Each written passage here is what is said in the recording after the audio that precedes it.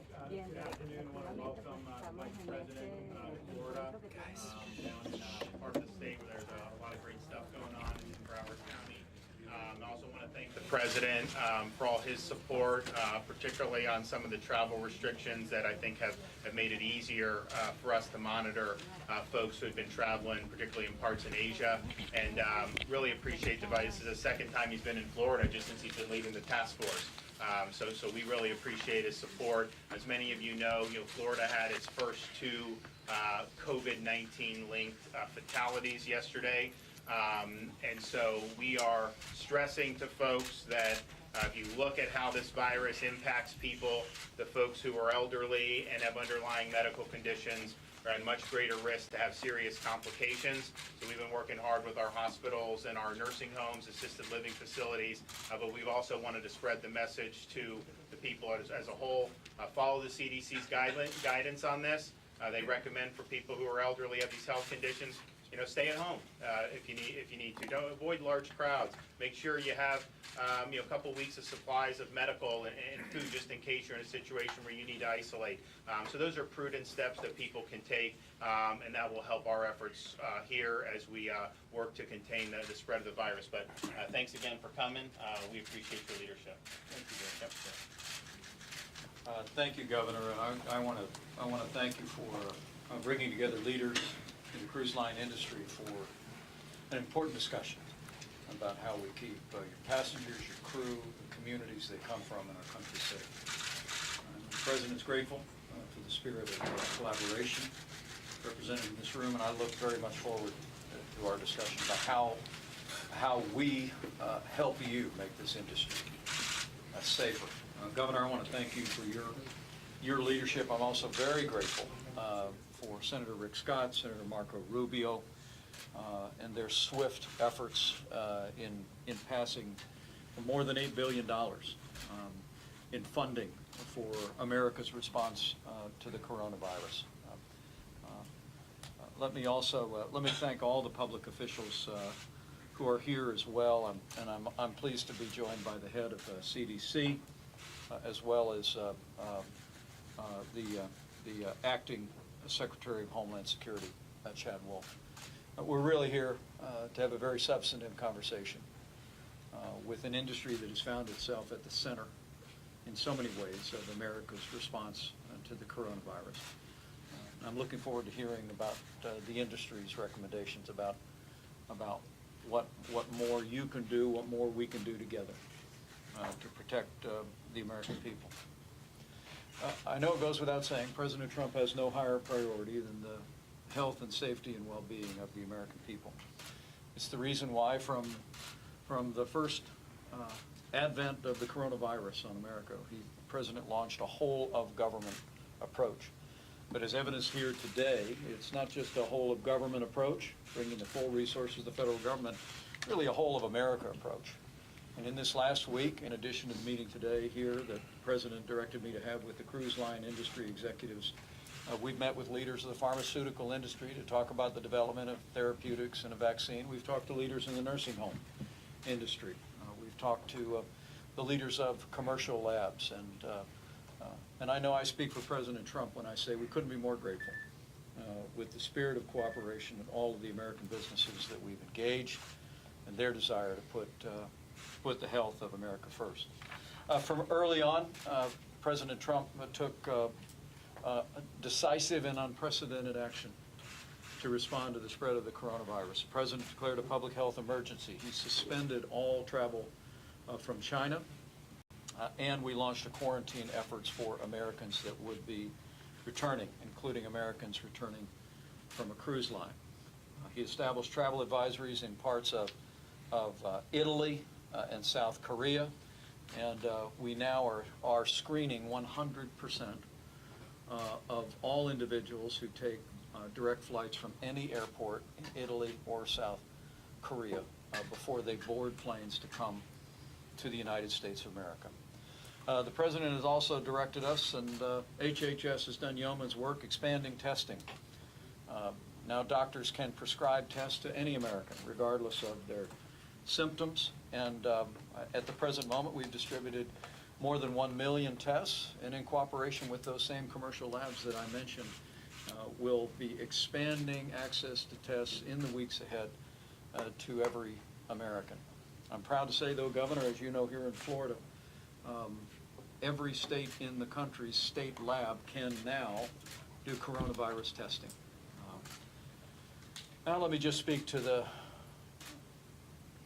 coronavirus itself.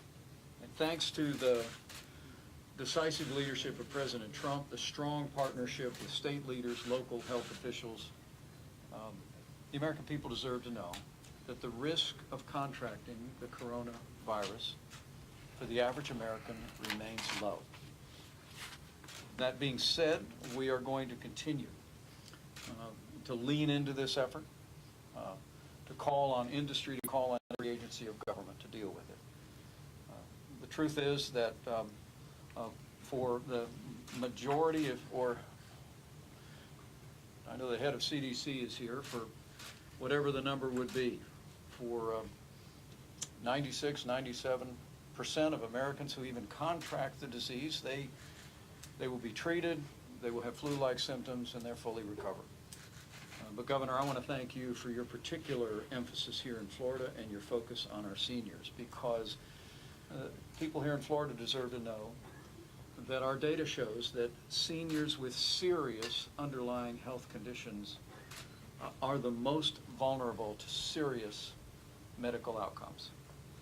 And so for anyone within the sound of my voice, if you are yourself a senior citizen with a serious underlying medical condition, or if you have a loved one with a serious underlying medical condition, it is just a good time to practice common sense, just to protect your health, the health of your family, and the health of the community. But I'm here today to speak particularly about the unique challenges facing the cruise line industry, and to be here with so many leaders and have an opportunity to speak about how we can work together to make passengers, your crews, the communities they come from, and our country safer is a great privilege for me. And in many ways, Florida is the heart of the cruise line industry. We recognize that. It's a destination not just for Americans, but for people around the world. And I know to date, Florida's efforts at preparedness on the coronavirus have made a difference. As we've seen in recent weeks, cruise ships have been especially vulnerable to the spread of the coronavirus. Some 49 Americans that we returned home were on the cruise ship Diamond Princess.